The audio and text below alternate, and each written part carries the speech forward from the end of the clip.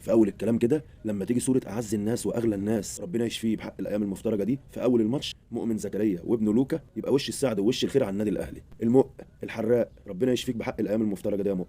ويا سيدي الناس مقامات، ومن عرف مقامه في الهنا بات. ومقام الاهلي كبير كبير قوي قوي قوي قوي، وتبقى مشكله كبيره قوي لو ما بتقراش التاريخ، وتبقى مشكله اكبر لو ما تعرفش شخصيه النادي الاهلي وجمهوره. ومش مشكلتي انك ما بتعرفش تقرا، كان المفروض عليك تلف في كتب العالم وفي التاريخ اللي موجود في كل دول العالم. كنت تدور وتلف وتقرا وتشوف تاريخ النادي الاهلي. الاهلي يا ساده قلناها مرارا وتكرارا، الاهلي بابا الشغلانه.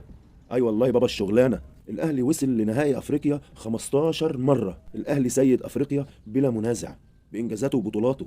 مش كلامه وخلاص، مش بنقول اي كلام، لا الاهلي عنده انجازات وبطولات هي اللي بتتكلم، مش احنا اللي بنتكلم. التاريخ اللي يتكلم وهو اللي يحكم، مش احنا اللي بنقول. التاريخ والكتب، اقرا كتاب، اقرا كده، اقرا عن النادي الاهلي وانجازاته وبطولاته. مش مشكلتي انك بصمجي، دي حاجه ترجع لك. تعال اما اقول لك، بتعرف تعد لحد كام؟ ده الاهلي 10 افريقيا، ده مقام الاهلي اللي معودنا عليه. 10 افريقيا.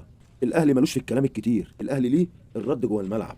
عشان كده الاهلي كبير وفريق ناجح ومنظم واداره محترمه. وكان المفروض على فريق الهلال، على البروباجندا اللي عملوها لنا دي، كان فكر حتى ولو للحظه انهم بيلعبوا الزرازير. الزرازير يا عمنا، الزرازير يا عالم.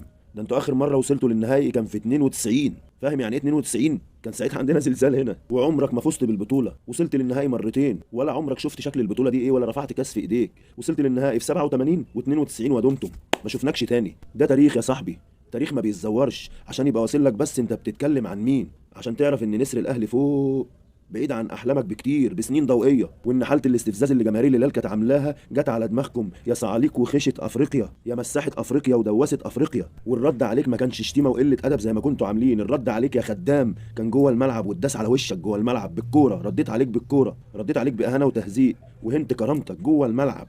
عشان تعرف ان الاهلي وقت الجد بيعلم على اي حد. واخيرا اوعى تنسى نفسك، انت في حضره الاهلي بابا الشغلانه. اهلاوي انا، والفخر ليا. سلام عليكم.